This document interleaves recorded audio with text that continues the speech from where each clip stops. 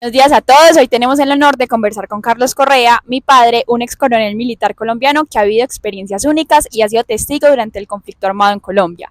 Carlos, gracias por unirte a nosotros. Hola, buenos días para todos. Mi nombre es Carlos Correa. Nací en Medellín en el año 1971, tengo 53 años. Mi carrera como piloto inició en la Fuerza Aérea en el año 1989, me ingresé al curso 65. A lo largo de mi carrera, que fueron 22 años en la Fuerza Aérea, volé diferentes equipos. Al principio estuve volando el Black Hawk durante casi 7 años. Después fui instructor en la Academia de la Fuerza Aérea. Ahí fui instructor por unos 6 años. Después salí a volar en la Fuerza Aérea también, en una empresa que se llama Satena, que envía pilotos de la Fuerza, y ahí volé por alrededor de 7 años. Ya después, al final de mi carrera, entre mayor y coronel, estuve nuevamente en el conflicto armado, porque era comandante del componente aéreo de Omega, o del grupo de tarea del sur, que eran los que estaban buscando en ese momento el secretariado de las FARC. Después, cuando cumplí 22 años, decidí retirarme de la Fuerza Aérea. Eh, ¿Por qué decidí retirarme? Pienso porque vi que el conflicto y el sacrificio que se había hecho hasta ese momento, la verdad, no había valido la pena por decisiones gubernamentales. Pensé que estaba exponiendo mi vida. Desde que empezó en la Fuerza Aérea, Carlos estuvo involucrado con el conflicto armado en la época de los 90. Él era el encargado en hacer todas las operaciones del sur del país, sobre todo en el departamento del Meta, donde se encuentran los cultivos de coca y donde se encontraban todo el comando de las FARC y algunas veces el ELN, pero sobre todo ellos se encontraban en el Santander. Para Carlos era una época muy dura debido a que la guerrilla estaba muy fortalecida y le tocó ver como varios de sus compañeros terminaron heridos e incluso muertos en los helicópteros. En esa época no se tenía el mismo poder aéreo como ahora, que se puede bombardear los campamentos con mayor facilidad.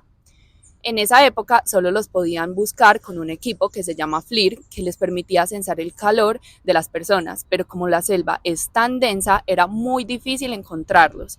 Él también habla de cómo combatir en la selva es muy duro debido a que por la densidad de esta no les da el sol, por lo que a sus compañeros les daba una enfermedad que se llama lesmaniasis, que los pone amarillos y les pudre la piel. Carlos nos cuenta que para él fue muy triste, ya que la mayoría de las personas en esta guerra tenían entre 19 y 20 años, que a veces no sabían realmente por qué se estaban matando entre ellos, tanto de las fuerzas militares como de la guerrilla, que incorpora campesinos. Como comandante del componente aéreo en el Guaviare, le tocó planear varias operaciones contra la guerrilla, donde muchas veces tenían infiltrados que ponían sensores en los campamentos para así bombardearlos más fácilmente.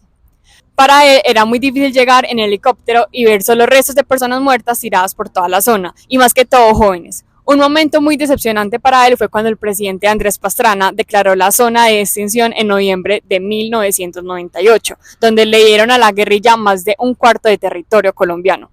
Fue muy frustrante saber que todo el esfuerzo y todas las vidas de los pilotos, como soldados y campesinos, se habían perdido en vano. Carlos dice que uno de los grandes problemas de Colombia es la corrupción y la falta de educación, ya que se permitía que esos políticos pudieran robar más fácil.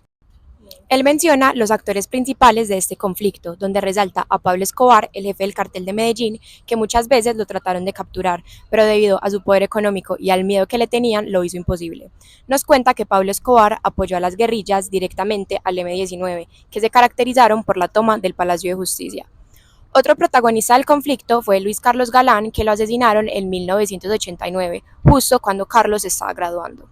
Luego, el presidente César Gaviria, entre 1990 y 1994, llega a la presidencia en un momento crítico del conflicto armado, donde Pablo Escobar estaba poniendo bombas. Este presidente le dio muchas gabelas para que las dejara de poner, pero esto ocasionó que nos volviéramos prácticamente un narcoestado, ya que el negocio de Pablo Escobar era prácticamente amparado por el gobierno.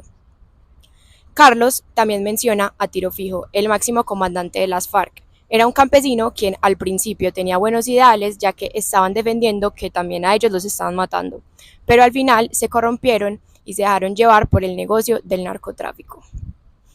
Él estuvo buscando a Alfonso Cano y al Mono Jojoy, quienes al final fueron dados de baja. Carlos resalta que el presidente que hizo que la guerrilla se debilitara y decidiera dialogar con el gobierno fue Álvaro Uribe, quien se montó a la presidencia en el 2002 y estableció la política de la seguridad democrática. Un año antes de retirarme, estando yo de comandante del comité aéreo, haciendo una operación, tuvimos un percance donde casi pierdo la vida.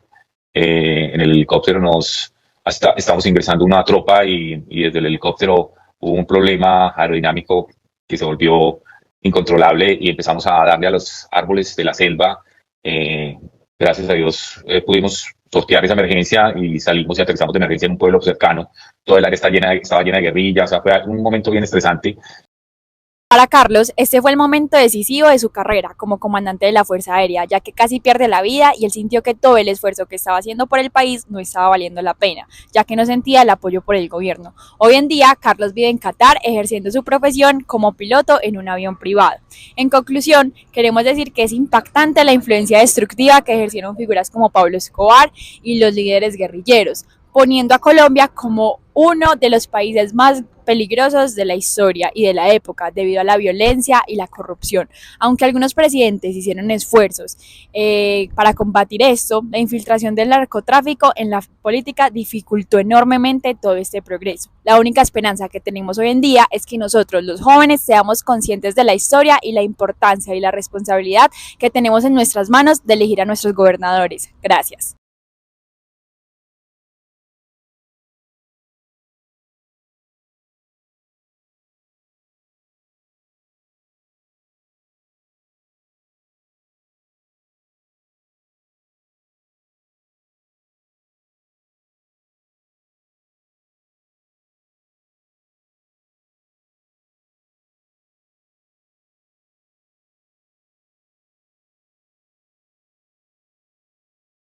Influyó mucho que